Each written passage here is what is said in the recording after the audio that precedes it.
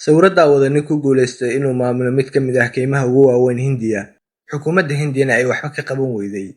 Heer uu gaaray inuu ku dilo keymaha 184 askari. Waxa uuna si sharci darro ah u ugaarsaday in ka badan 3,000 oo maroodi. Waxa uuna xaalku sida ahaa muddo dhan 40 sano. Asalaamu calaykum waraxmatullaahi wabarakaatuh. Kusoo dhawaada saaxiibayaal dagalkeena Ciid Media. Haddaba inta aynaan qisada caawa bilaabin saaxiibayaal waxaan ka codsanaynaa inaad channelka subscribe soo tirahdaan fiidiyowan like saadhaan aynu u gudagalna qisadeena caawa. Waqti subax ah gaari ayaa si degan u dhex socday mid ka mid ah keymaha ugu waaweyn Hindiya. Intii uu jidka ku sii jiray darawalka gaarigaasi ayaa waxa uu arkay dhagxaan waaweyn oo si ula kac ah wadada loo dhex dhigay. Waxa uu si degdeg ah u joojiyay gaarigii si uu u ogaado waxa socda. Balse dhowr ilbiriqsi kadib waxaa dhinac kasta kaga furantay rasaas. Halkaas ayuuna ku dhintay wadihii gaarigaasi oo lagu magacaabi jiray Shakiil Axmed. Waxa uuna ahaa askari ka tirsan ciidanka dalka Hindiya. Haddaba falka fooshaxan waxaa ka dambeeyay ninka qisadeena caawa ay ku saabsan tahay, kaas oo lagu magacaabi jiray Firban. Keymaha dalka Hindiya waxaa ku taalay tuulo aad u yar oo lagu magacaabo Gopinatham. Tuuladani waxa ay aad uga hooseysay heerka nolosha caadiga ah oo ma lahayn goobo waxbarasho, xarumo caafimaad iyo saldhig boolis toona. Tuuladan dadka ku nool waxa ay ahaayeen dad sabool ah, waxa ayna raadin jireen quudka ay maalinta cunayaan oo kaliya. Haddaba tuuladan waxaa ku noolaa wiil yar oo lagu magacaabo Firban. Firban waxa uu ahaa mid xoolaha reerkooda ku dhex raaca keymahan, waxa uuna aad u kala yaqaana keyntan. Haddaba Firban waxa ay saaxiib dhow ahaayeen nin adeerkii ah, kaasoo lagu magacaabo Safagandar. Saaxiibtinimada Firban iyo Safagandar waxa ay beddeshay nolosha Firban oo dhan, oo waxay u rogtay dhanka kale, iyadoo ka gaxaysay wiil yar oo ariga reerkooda ku dhex raaca keymahan, una gaxaysay ugaarsada maroodiyaasha, ilaa uu isku beddelay mid ka mid ah dilaayaasha ugu halista badnaa ee soo mara dalka Hindiya. Safagandar waxa uu caan ku ahaa waa Firban adeerkiisa ugaarsiga maroodiyaasha. Waxa uuna si sharci darro ah uga ganacsan jiray foolka maroodiga. Firban waxa uu bilaabay inuu ka barto adeerkii xirfadda uu u leeyahay ugaarsiga. Waxa ayna bilaabeen in ay mar walba labadooda israacaan. Adeerkiina waxa uu isku dayay inuu wax walba baro Firban si uu mustaqbalka u noqdo beddelkiisa. Haddaba maalin maalmaha ka mid ah Firban iyo Safagandar oo wada socda ayaa maroodi ka hor yimi. Haddaba Safagandar waxa uu qorigii u dhiibay Firban, waxa uuna amray inuu toogto maroodiga. Firban waqtigaa da'diisu waxa ay ahayd 7 sano oo kaliya. Arrinkaasina aad ayuu ugu adkaa, laakiin Safagandar ayaa ku cadaadiyay inuu toogto maroodiga. Firbanna waxa uu qabsaday qorigii, waxa uuna xabad ku dhuftay maroodigii. Taasina waxay ahayd markii ugu horreysay ee Firban uu dilo maroodi. Intaas kadibna waxa uu bartay qaabka loo ugaarsado xayawaanada. Maalinba maalinta ka dambeysana xirfadiisa uu leeyahay dhanka ugaarsiga waa ay sii horumaraysay. Dowladdu arrinka ay samaynayaan Firban iyo adeerkii Safagandar waxa ay u arkaysay mid sharci darro ah. Haddaba dowladdu arrinka waxa ay u xilsaaray koox askar ah oo hubeysan, kuwaas oo qaabilsan ilaalinta keynta iyo maroodiyaasha ku dhex nool.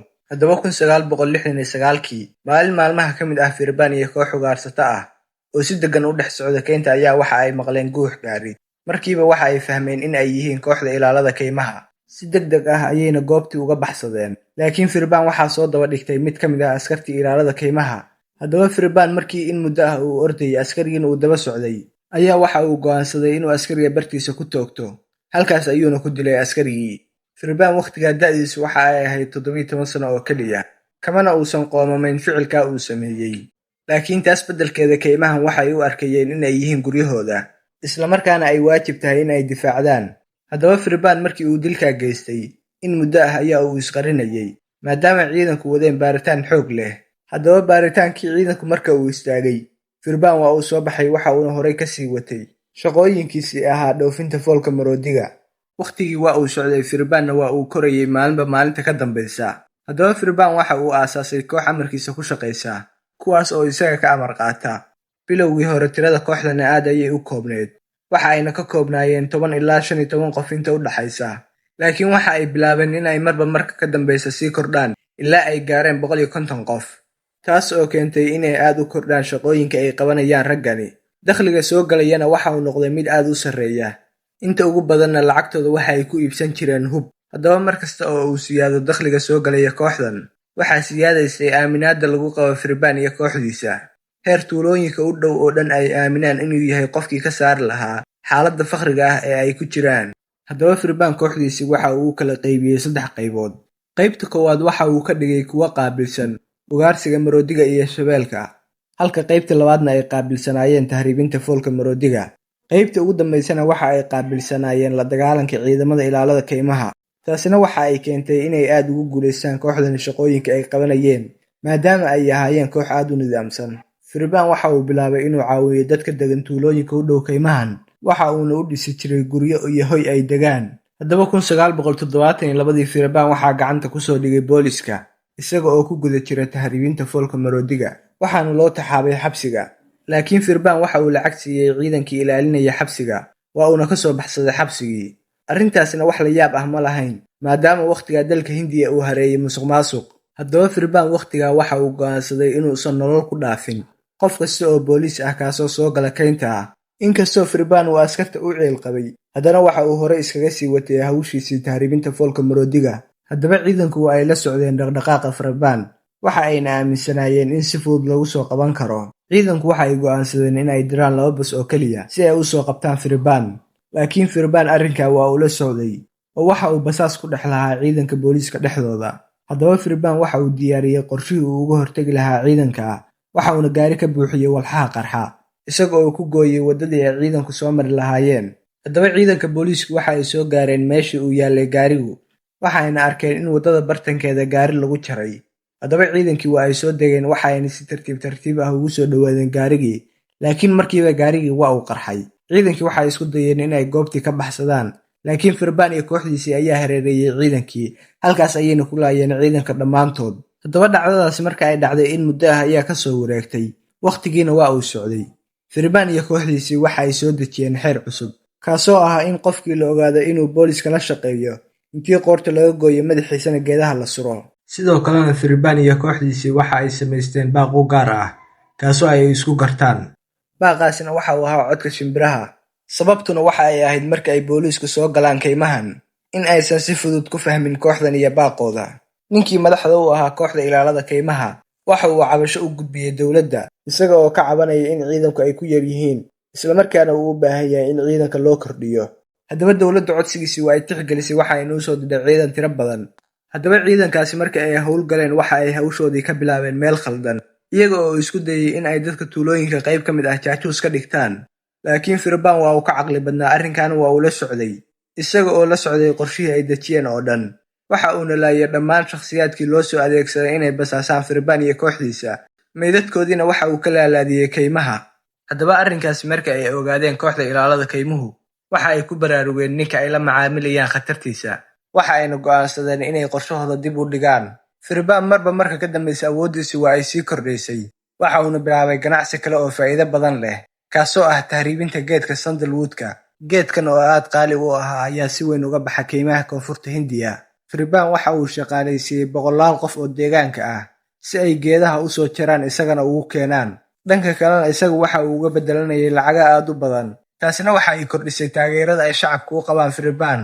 maalin maalmaha ka mid ah Firban kooxdiisii oo sida 65 tan oo geedka sandalwoodka ah ayaa waxaa si kedis ah uga soo horbaxay ciidan booliis ah kuwaasoo hubaysan, waxa ayna halkaa ku laayeen tiro badan oo ka mid ah Firban kooxdiisa. sidoo kalena waxa ay la wareegeen gaarigii ay ku wadeen geedka sandalwoodka. arrinkaasina waxa uu Firban ku sababay in uu galo khasaare aad u weyn. Firban aad ayaa uu u carooday, waxaana markaan bilaabay inuu u dhawmo qaab cunfi leh. haddaba maalin maalmaha ka mid ah gaari booliis ah ayaa u soo dhowaaday keynta. Firban iyo kooxdiisiina arrinkaa waa ay ogaadeen, haddaba waxa ay diyaarsadeen hubkoodii oo dhan si ay u weeraraan ciidanka. waxa ayna weerar ku qaadeen ciidankii soo gala kaymaha, iyagoo halkaa uga dilay in ka badan 4 askari. arrinkaasna dowladda Hindiya waxay u aragtay daandaan sacad, waxa ayna bilaabeen in ay il gaar ah ku eegaan Firban, iyagoo u arkayay dambiile aad u khatar badan, waajibna ay tahay in ummadda laga qabto. dowladdu waxa ay samaysay ciidan si gaar ah u tababaran, kuwaas oo qaabilsan la dagaalanka Firban iyo kooxdiisa, waxaana lagu magacaabi jiray ciidanka Special Task Force. ciidankaasi waxa ay ahaayeen kuwa dowladdu meelo kala duwan ka keentay, wax aqoonana uma lahayn keyntan iyo wadooyinkeeda, halka Firban iyo kooxdiisu ay ku dhasheen kaymahan, isla markaana ay waddo u kala yaqaaneen keynta. haddaba ciidankii wadatashi ayay dib iskugu laabteen. ciidankii oo dhanna waxa ay soo jeediyeen in Firban awood lagu maquuniyo, laakiin hal askari ayaa arrinkaa ka soo horjeestay. askarigaasi waxaa lagu magacaabi jiray Srinivas waxa uu qabay fikrad ah in dadka tuulooyinka degan la kasbado, isla markaana markaa kadib laga adkaan karo Firban. haddaba ninkaasi waxa uu bilaabay inuu caawiyo dadkii saboolka ahaa ee tuulooyinka deganaa, waxa uuna bilaabay inuu u fidiyo gargaar caafimaad. Sidoo kalena waxa uu bilaabay inuu dhalinyarada tuso in ay jidho nolol ka duwan kana qurux badan midda tuulada taalla. Isla markaana waxa uu bilaabay inuu dhalinyarada intooda badnaa u qaado magaalada. Laakiin Firbaan arrinkaa aad ugumuusan baraarugin. Sababtuna waxay ahayd in Firbaan waqtiga uu ku jiray aroos. Haddaba maalin maalmaha ka mid ah, booliska oo kaynta dhex lugaynaya ayaa waxay si kedis ah u arkeen Firbaan iyo xaaskiisa. Booliskii markiiba waa ay hareereeyeen Firbaan iyo xaaskiisa, waxa ayna ku amreen inuu isa soo dhiibo. Laakiin Firbaan arrinkaa waa uu ka biyo diiday.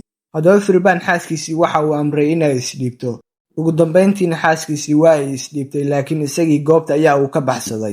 Markii ay in muddo ah ka soo wareegtay arrinkaa, Firbaan waxa uu ogaaday in walaashii oo lagu magacaabo Mary ay xiriir la leedahay ninkii askariga ahaa ee Srinivas. Firbaan arrinkaas aad ayaa uu uga carooday, waxa uuna marar badan u soo hanjabay walaashii. Ugu dambeyntiina Firbaan walaashii waa ay isdishay arrinkaa dartii. Firbaan arrinka aad ayuu uga murugooday, waxa uuna go'aansaday inuu ka aarsado Srinivas. Haddaba waxaa jiray wiil ay walaalo ahaayeen Firbaan. Wiilkaasi waxa ay isbarteen askarigii lagu magacaabi jiray Srinivas. Askarigii waxa uu ka dhaadhiciyay wiilkii in uu la hadlo walaalkii uuna u sheegay inuu isa soo dhiibo. Haddaba Firbaan bilowgii waa uu diiday arrinkaa, laakiin muddo kadib waa uu oggolaaday. Haddaba Firbaan arrinkaa waxa uu ku xiray hal shardi oo keliya, kaasoo ah in Srinivas iyo walaalkii oo wada socda ay u yimaadaan. Arrinkaa bilowgii hore Srinivas waa uu diiday, laakiin muddo kadib waa uu oggolaaday. Waxayna u soo dhaqaaqeen dhankii kaynta. Haddaba iyaga oo kaynta dhex maraya ayaa waxa ay maqleen 3 xabbo oo rasaas ah. Kadibna si kedis ah ayaa loo arkay Srinivas oo dhulka yaalla. Firbaan walaalkii goobtii waa uu iskaga soo cararay. Haddaba Firbaan ayaa soo dul istaagay meydkii Srinivas, waxa uuna dusha kaga shubay gaas, waa uuna gubay meydkii. Arrinkaasi dowladdu aad ayay uga carootay, waxayna amar ku siisay ciidankii in haddii ay arkaan Firbaan ay si toos ah u toogtaan. Haddaba ugu horreyntii dowladdu waxa ay diyaariyeen xogo ay ku ogaan karaan meelaha laga heli karo Firbaan, waxa ayna kayntii u baareen si taaka ah. Dowladduna waxa ay madaxa Firbaan saartay lacag gaaraysa $233,000. Dadkuna waxay baadigoob u galeen sidii ay u soo sheegi lahaayeen halka uu ku sugan yahay Firbaan, ama xog ku saabsan u keeni lahaayeen si ay lacagtaa u qaataan. Maalmo yar kadib dowladdu waxa ay dishay mid ka mid ah raggii Firbaan sida dhow ugu kalsoonaa, aadna uga agdhowaa. Ninkaasna waxaa lagu magacaabi jiray Ronas Ashari. Askartii dowladdu arrinkaa aad ayay ugu farxeen, waxa ayna aamineen in ay fududahay in la soo qabto Firbaan, maadaama mid ka mid ah raggii ugu dhowaa sidaa fudud lagu dilay. Laakiin dhanka kale Firbaan waxa uu qaaday tallaabo argoosi ah, taasoo dhabarjab ku noqotay dowladda. Waxa ayna isaga iyo 20 nin oo kale ay weerareen tuulo lagu magacaabo Ramapura.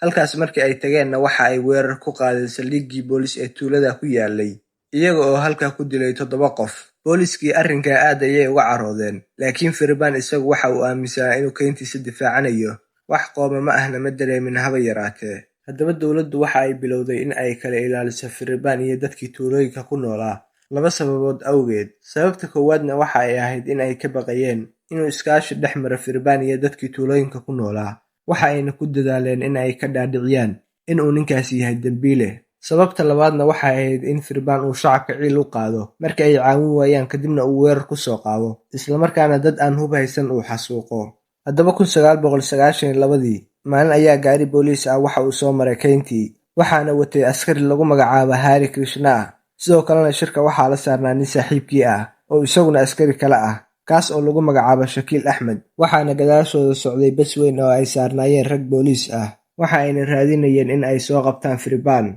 Laakiin si kedis ah ayaa darawalkii gaarigu waxa uu arkay dhagaxaan waddada dhexdeeda lagu jaray. Haddaba gaariga ayaa uu ka istaajiyey. Markiiba waxaa soo weeraray Firbaan iyo kooxdiisa. Dhinac kasta ayayna rasaas kaga fureen, waxayna halkaa ku dileen Shakiil iyo Krishna. Haddaba gaarigii baska ahaa oo cabaar ka dambeeyey ayaa goobtii soo gaaray, laakiin isagana markiiba qarax ayaa la kacay. Haddaba dowladdu arrinkaa aad ayay uga xumaatay, waxayna aas qaran u samaysay raggii halkaa ku geeriyooday oo dhan. Haddaba shacab weynihii dalka Hindiya waxa ay bilaabeen banaanbaxyo iyo isku soo bax, iyaga oo dalbanaya in Firbaan iyo kooxdiisa la soo qabto, isla markaana maxkamadda la hor keeno. Arrinka aadka u sii danqiyay shacab weynaha dalka Hindiyana waxa uu ahaa in ay arkeen aabbaha Shakiil Axmed oo ku dheggan meydka wiilkiisa aadna u ooyaya, weliba isaga oo habaaraya Firbaan. Haddaba dowladdu waxay u soo magacday tuuladii nin lagu magacaabo Krishna. Krishna maalmo yar kadib waxa uu qabtay nin la shaqeeya Firbaan, waxa uuna weydiiyey xog ku saabsan Firban, laakiin waa uu diiday ninkii inuu bixiyo xogta. Haddaba Krishna ninkii waa uu dilay. Firban markii uu ogaaday arrinkaas, waxa uu bilaabay falkiisii argoosiga ahaa. Waxa uuna fariin u diray ninkii lagu magacaabi jiray Krishnan, isaga oo ku caraynaya inuu keynta soo galo haddii uu awood leeyahay.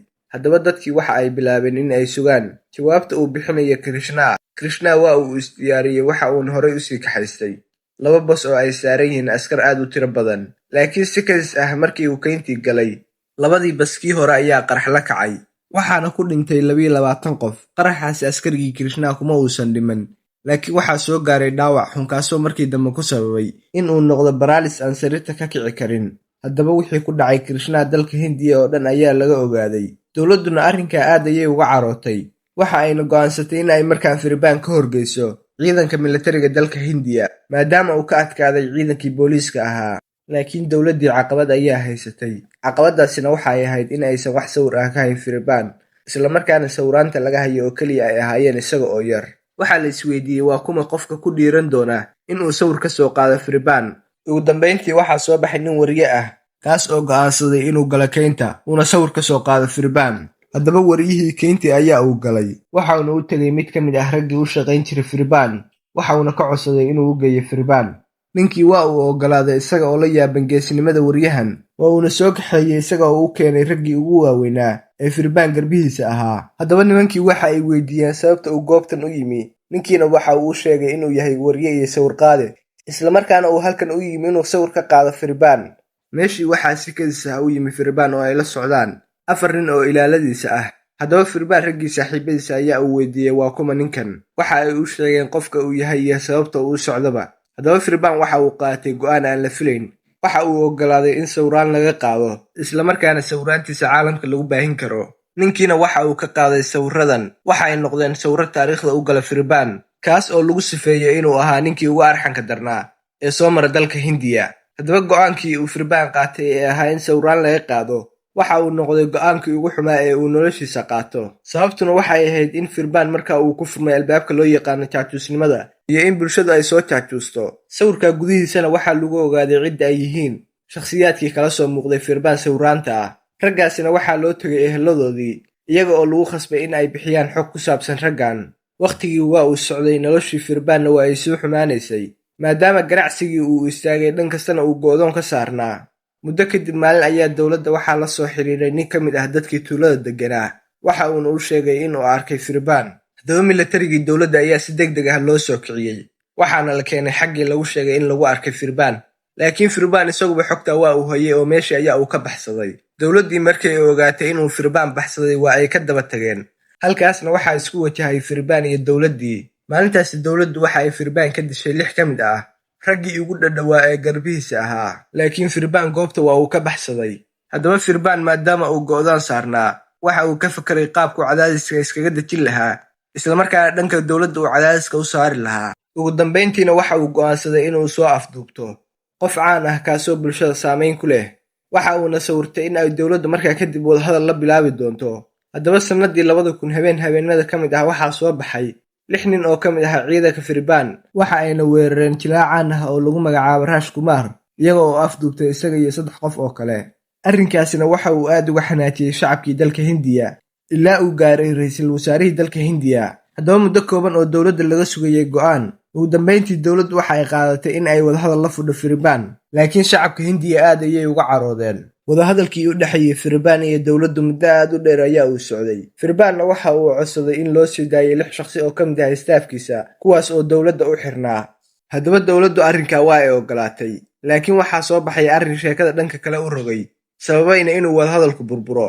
Arrinkaasina waxa uu ahaa in aabihii dhalay askarigii lagu magacaabi jiray Shakil Ahmed ee uu horay u dilay Firban uu dacwad u gudbiyey maxkamadda, isla markaana maxkamaddu ay dacwadiisa aqbashay, ayna waaran soo qabashaha u jardhay Firban. Firban waa uu ka carooday in isaga iyo dowladda oo wadahadal u socdo ay dhanka kalena waaran u jardho. Waxa uuna go'aansaday in uu dilo raggii gacanta ku hayay, laakiin haddana waa uu isxakameeyey oo ma dilin raggii. Intaa kadib waxaa dhacay arrin yaab leh. Mid ka mid ah raggii u afduubnaa Firban ayaa waxa uu go'aansaday in uu Firban gacantiisa ku dilo. Weerar ayaa uuna ku soo qaaday isaga oo gacanta ka dhaawacay Firban. Ninkii ilaaladii Firban ayaa qabatay waxaana lagu xiray qol gaar ah, iyada oo qof kasta filayay in dhowaan la dili doono. laakiin rag jaajuus u ahaa dowladda oo Firbaan la shaqaynayay ayaa ninkii goobtii ka sii daayay. Ugu dambeyntiina ninkii keynta ayaa uu ku dhex baxsaday. Qof kastana waxa uu filayay inuu keynta ku dhex lumi doono, isla markaana bahallada keynta ku nool ay cuni doonaan. Laakiin nasiibkiisa waxa uu galay qayb ka mid ah ciidankii booliiska dalka Hindiya, kuwaas oo keynta ku sugnaa. Sidaas ayuuna ku badbaaday ninkaasi. Firbaan waxa uu dowladda ka codsaday in loo soo fasaxo xaaskiisa iyo gabadhiisa si uu ula kulmo. Dowladduna codsigaa waa ay ka aqbashay. Haddaba Firbaan marka uu la kulmay qoyskiisii, gabadhiisii ayaa markii ugu horreysay ku tiri kelmadda aabe. Kelmaddaasi si weyn ayay u taabatay qalbiga Firbaan. Arrinkaa darteedna waxa uu go'aansaday Firbaan inuu sii daayo jilaagii uu soo afduubtay iyo raggii la socdayba. Haddaba muddo aad u badan kadib dadkii waa ay ka mashquuleen ka hadalka kiiska Firbaan, laakiin dowladda Hindiya waxay u arkaysay in arrinkan uu ku dheeraaday, isla markaana ay waajib tahay in ay soo afjaraan. Dowladduna waxa ay go'aansatay in ay iska soo gabagabayso Firbaan arrinkiisa. Waxa ayna dowladdu u xilsaaray soo afjaridda Firbaan iyo kooxdiisa taliye lagu magacaabo Vijay Kumar. Vijay waxa uu bilaabay inuu shaqaalaysiiyo dad aad u tiro badan, kuwaas oo isugu jira xoolo dhaqato iyo beerley, si ay Firbaan ugu soo jaajuusaan. Haddaba muddo kadib nin ganacsada ah ayaa booliiska waxa uu la wadaagay xog sheegaysa inuu Firbaan aad uga caabanayo xanuun dhanka indhaha ah, isla markaana uu doonayo inuu la kulmo dhakhtar indhaha ah, iyo sidoo kale inuu Firbaan doonayo hub si uu iskaga baxsado dalka Hindiya. Isla markiiba dowladdu waxa ay diyaariyeen shakhsi iskaga dhigay Firbaan inuu yahay nin dadka tahriibiya. Dowladduna ninkii buunbuunin aad u badan ayay u samaysay. Haddaba Firbaan waxa uu go'aansaday inuu ninkaa ka war doono, isla markaana uu lacag ku siiyo inuu ka tahriibiyo dalka Hindiya. Haddaba ninkii iyo Firbaan waa ay kulmeen. Waxa uuna u sheegay inuu diyaarin doono gaari ambalaas ah, kaasoo caawa ay ku tahriibin doonaan.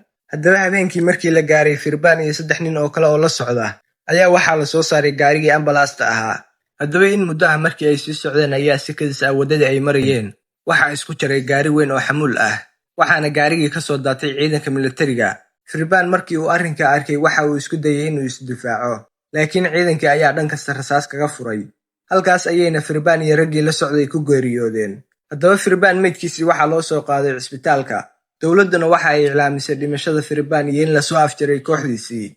Shacabkuna aad ayay ugu farxeen arrinka, waxayna isugu soo baxeen waddooyinka iyaga oo u dabaaldegaya geerida Firbaan. Haddaba saaxiibayaal, qisada caawa halkaas ayay noogu egtahay. Aad ayaan u mahadsantihiin maadaama aad halkan nala soo gaadheen. haddaba saaxiibayaal channelka subscribe soo dhaha. Assalaamu calaykum waraxmatullaahi wabarakaatuh.